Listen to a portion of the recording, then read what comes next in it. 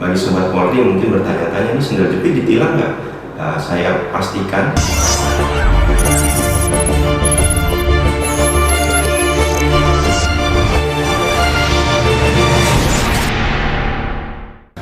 Hai Sobat Polri, berjumpa lagi dengan saya Brigpol Violita. Di podcast Presisi kita bicara dari hati ke hati untuk saling memberi informasi. Seperti janji kita kemarin, pada episode sebelumnya kan kita akan menjanjikan membahas tentang lalu lintas. Nah, sekarang sudah ada di tengah-tengah kita Kasat Lantas Polres Rejang Lebong, AKP Radian Andi Pratomo SIK.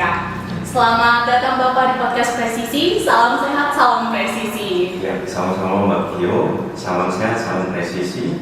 Dan semoga para pendengar dan sobat Polri di rumah juga sehat. Amin, amin. Pak Kasat, ngebahas tentang lalu lintas nih. Kita pengen tahu dulu nih, sobat Polri pengen tahu dulu nih, apa sih lalu lintas itu sebenarnya? Ya, baik Mbak Vio. Nah, ini pertanyaan yang mungkin sepele tapi kayaknya perlu kita tahu ya. Jadi sebelum kita membahas permasalahan lalu lintas, kita perlu tahu dulu nih apa sih lalu lintas. Nah, saya mengutip dari Undang-Undang Nomor 22 Tahun 2009 tentang lalu lintas dan angkutan jalan. Di situ ada di pasal 1 ayat 2. Jadi lalu lintas adalah gerak kendaraan orang dan atau barang dari satu tempat ke tempat yang lain melalui atau menggunakan ruang lalu lintas jalan. Nah, di sini ada beberapa yang perlu kita garis bawahi nih. Ada pergerakan, mobilisasi, kemudian objeknya apa orang dan barang menggunakan sarana dan prasarana jalan. Dan mungkin kita juga kenal nih atau kita tahu nih bersama mungkin sobat Polri di rumah juga pernah mendengar istilah lalu lintas sebagai urat nadi kehidupan masyarakat. Bahas tentang lalu lintas, pasti nggak jauh dari pelanggaran sangat tilang nih Pak Kasat. Ya. Kalau boleh tahu nih, pelanggaran apa saja sih yang sering terjadi di lapangan, khususnya di Kabupaten Rejang Lebong ini? Ya, terima kasih Mbak Vio. Ini menarik ya. Kalau kita bicara lalu lintas, kemudian korelasinya dengan pelanggaran. Jadi memang sering kita temukan pelanggaran-pelanggaran di jalan raya. Kalau khususnya di Kabupaten Rejang Lebong ini, saya rasa secara umum tidak jauh berbeda dengan wilayah lain atau kabupaten lain di khususnya di Provinsi Bengkulu. Kita ambil contoh kecilnya saja, simpelnya saja.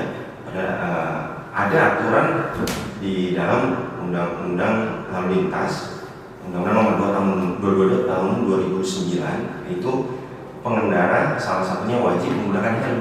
Ya.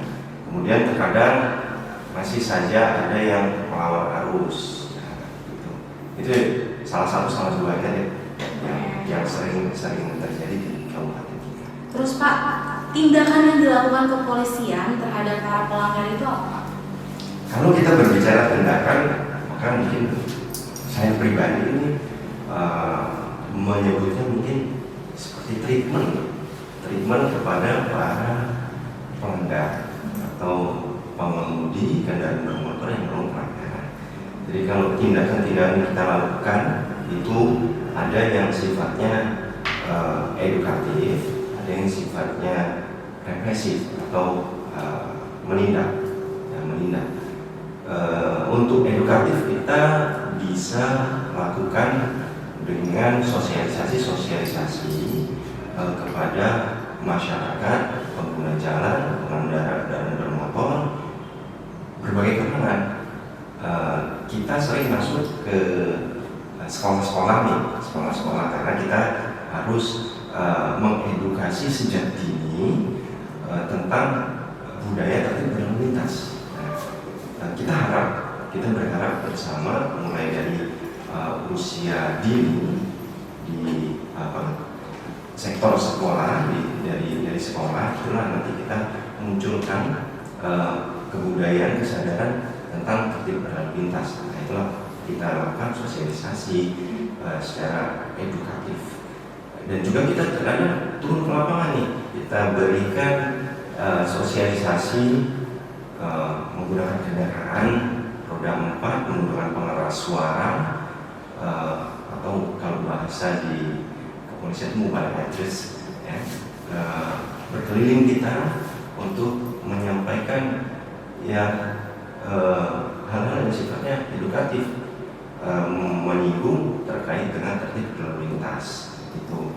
Dan untuk ke arah represifnya, setelah kita melakukan sosialisasi, artinya setelah kita memberikan himbauan-himbauan, arahan-arahan yang sifatnya edukatif, harapannya mudah diterima, masih juga ditemukan pelanggaran, Mbak Fir. Ya mau tidak mau kita lakukan penindakan, yang sering kita kenal dengan istilah tilang. Pak Kasat, ngomong-ngomong tentang tilang nih, kan udah ada sekarang tilang elektronik atau etle kan?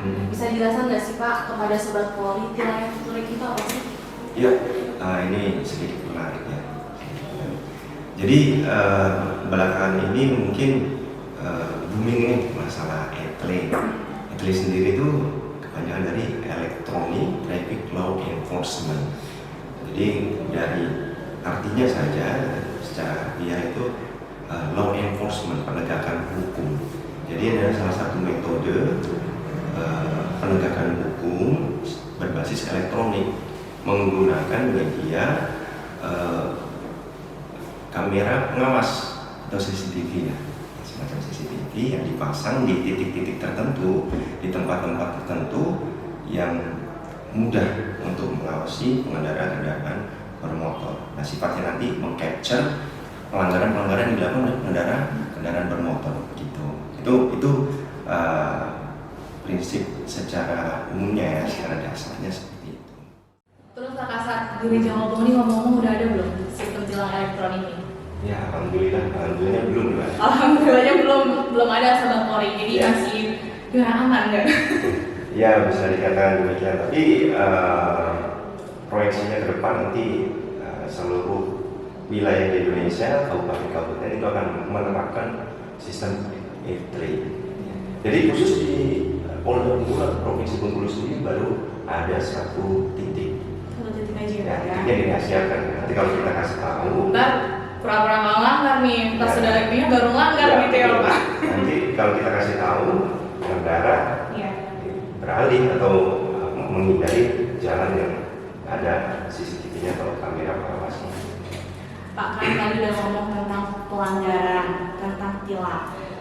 Kalau pasti kan ada sebab, ada akibat nih, nggak boleh melanggar tuh. Karena kenapa? Karena takut terjadinya laka lantas. Ya. Sebenarnya Pak, faktor utama terjadinya laka lantas itu apa sih Pak?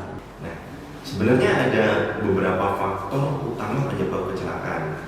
Satu, orang, kedua, kendaraan, yang ketiga kondisi lingkungan atau kondisi lingkungan yang terkait dengan kondisi jalan.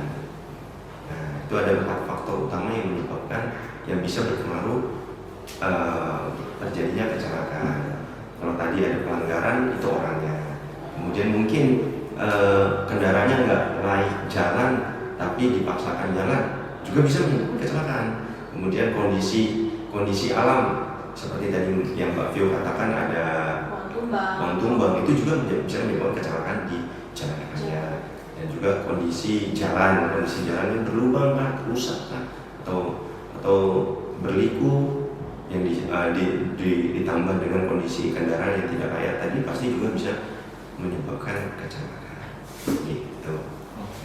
Ya, jadi berbicara tentang kecelakaan lalu lintas, tentu ketika kita berbicara tentang kecelakaan lalu lintas pasti diawali dengan adanya pelanggaran. Berawal dari pelanggaran yang mungkin karena lalainya pengemudi. Nah, jadi mungkin ada mengakibatkan kecelakaan. Seperti yang tadi saya sampaikan, ada pengendara yang melawan arus. Kadang alasannya, Pak, cuma di sini rumah saya dekat gitu ya Pak ya, lebih dekat. Tapi yang kita tidak tahu dengan dia melawan arus, tidak tahu nanti ya terjadi kecelakaan berimbas kepada keselamatan dirinya dan orang lain begitu. Jadi pasti berawal dari pelanggaran sebelum terjadinya kecelakaan. Stop pelanggaran, jangan melanggar karena utamakan keselamatan saat berkendara terlebih dahulu. Di pertanyaan terakhir dari saya nih Pak ya. Apa saja yang harus disiapkan sebelum berkendara? Karena kan Sobat Polri taunya yang penting pakai helm. Sebenarnya ada kan ya Pak yang lebih safety lagi. Ya. Jadi ketika kita berkendara atau mengendarai kendaraan bermotor, roda 2 maupun roda 4, kemudian kita keluar dari rumah ke jalan raya. Tentu kita yang paling pertama harus kita pastikan kendaraan kita ini dalam kondisi yang prima, layak jalan. Nah, jangan sampai ketika kita berkendara sampai larut malam, penerangan kurang, headlamp kita nggak berfungsi gelap, nanti ya terjadi hal yang tidak diinginkan, ya kecelakaan itu sekali. Nah, setelah dari kendaraan, kita pastikan kita bawa administrasi kendaraan dan perorangan seperti SIM dan STNK. Kalau angkutan barang itu lengkapi dengan KIR. Nah, kemudian setelah itu, setelah kita memastikan kendaraan dan juga kita membawa administrasi, sebelum kita jalan berdoa, berdoa supaya selamat. Ya. Perlindungan dari Iya, ya. Setelah itu di jalan raya kita harus tertib, jangan ugal-ugalan, jangan melebihi batas kecepatan. Nah, seperti itu. Kemudian kalau kita mengendarai kendaraan roda 2 nih, harus menggunakan perlengkapan yang bisa melindungi diri. Helm yang harus helm SNI, kemudian sarung tangan, kemudian jaket, mungkin tambah lagi sepatu. Nih, belakangan kan booming Mbak ya, tentang apa, sendal jepit nih. Iya. Ya, jadi bagi Sobat Polri mungkin bertanya-tanya, ini sendal jepit ditilang nggak? Saya pastikan itu tidak ditilang.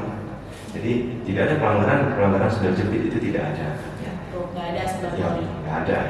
Saya pasti tidak ada. Dan ini kita sudah dikonfirmasi oleh Bapak Kakor Lantas kita bahwa tentang sendal jepit itu hanya himbauan dari Korlantas Polri, penekanan untuk lebih safety dalam berkendara, supaya tidak terjadi fatalitas jika terjadi kecelakaan, fatalitas yang parah ya.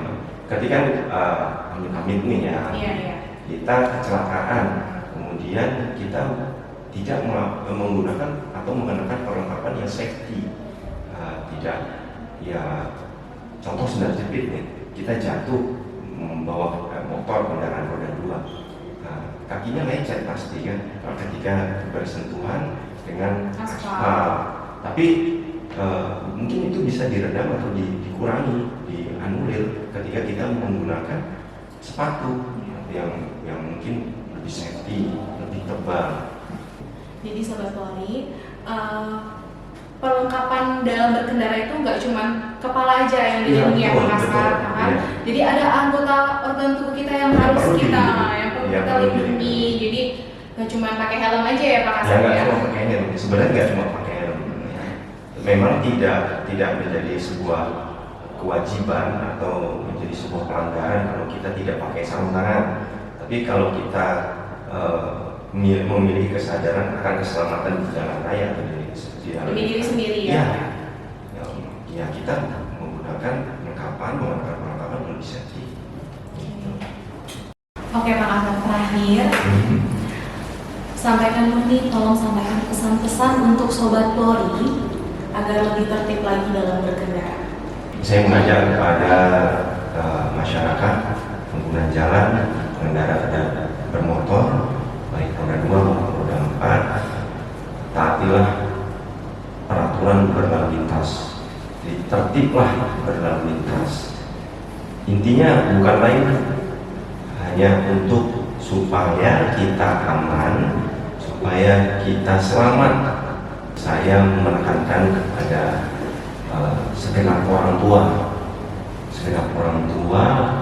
masyarakat Kabupaten Cirebon, jangan mudah, jangan gampang memberikan izin kepada anak-anaknya ya kepada anak-anaknya untuk menggunakan kendaraan bermotor, baik roda 2 maupun roda 4. Karena dari data yang kita peroleh dari fakta di lapangan, kecelakaan lalu lintas dengan fatalitas yang cukup tinggi itu berada pada usia produktif. Peran orang tua juga sangat penting untuk memberikan edukasi kepada anak-anak. Ya, jangan dulu lebih pada keselamatan. Gitu, ya. Terakhir, saya mengharapkan kepada masyarakat Kabupaten Rejang supaya menumbuhkan ya, budaya tertib berlalu lintas. Tujuannya adalah untuk keselamatan kita bersama. Oke Sobat Polri, demikianlah podcast kita pada hari ini. Terima kasih ya Pak Kasal udah mau sharing-sharing nih seputaran tentang lalu lintas. Ya. Semoga Sobat Polri semua dapat meningkatkan lagi nih kesadaran tentang tertib berlalu lintas. Ingat Sobat Polri, Stop pelanggaran, stop kecelakaan, kepatuhan ada demi keselamatan kita bersama. Saya Brigpol Violita. saya Mafir Radian. Salam presisi.